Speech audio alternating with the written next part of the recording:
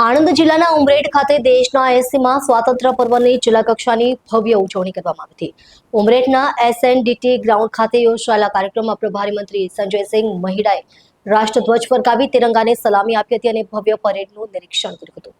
રાષ્ટ્રભક્તિ અને રાષ્ટ્રભાવનાથી ભરપૂર માહોલ વચ્ચે યોજાયેલી સ્વાતંત્ર્ય પર્વની ઉજવણીમાં પ્રભારી મંત્રી સંજયસિંહ મહિડાએ અમર શહીદો અને ક્રાંતિકારીઓને ભાવપૂર્ણ શ્રદ્ધાંજલિ અર્પણ કરી હતી। કાર્યક્રમ દરમિયાન વિકસિત ગુજરાતથી વિકસિત ભારતના સંકલ્પને સાકાર કરવાની રાજ્ય સરકારની પ્રતિબદ્ધતા વ્યક્ત કરવામાં આવી હતી।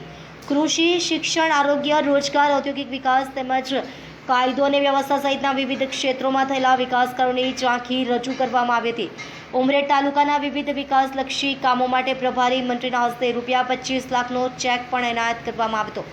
આ ઉપરાંત આણંદ જિલ્લાનું રાષ્ટ્રીય અને રાજ્યકક્ષાએ ગૌરવ વધારનાર વિશિષ્ટ પ્રતિભાઓ તેમજ કર્તવ્યનિષ્ઠ અધિકારીઓ અને કર્મચારીઓનું પ્રમાણપત્ર આપી સન્માન કરવામાં આવ્યું હતું। વિદ્યાર્થીઓ દ્વારા રજૂ કરવામાં આવેલા દેશભક્તિથી ઓતપ્રોત રંગારંગ સાંસ્કૃતિક કાર્યક્રમોએ ઉપસ્થિત સૌના મન મોહી લીધા હતા અને સમગ્ર SNDT ગ્રાઉન્ડ દેશભક્તિના રંગે રંગાઈ ગયું હતું। કાર્યક્રમના અંતે એક પેડ માં કે નામ અભિયાન અંતર્ગત પ્રભારી મંત્રી સહિત મહાનુભાવોના હસ્તે વૃક્ષારોપણ કરવામાં આવ્યું હતું। આ પ્રસંગે સાંસદ મિતેશભાઈ પટેલ, ઉમરેઠના ધારાસભ્ય હર્ષદભાઈ પરમાર, જિલ્લા કલેક્ટર, જિલ્લા વિકાસ અધિકારી, જિલ્લા પોલીસ અધિક્ષક સહિતના અધિકારીઓ, પદાધિકારીઓ, શિક્ષકો, વિદ્યાર્થીઓ અને મોટી સંખ્યામાં નગરજનો ઉપસ્થિત રહ્યા હતા।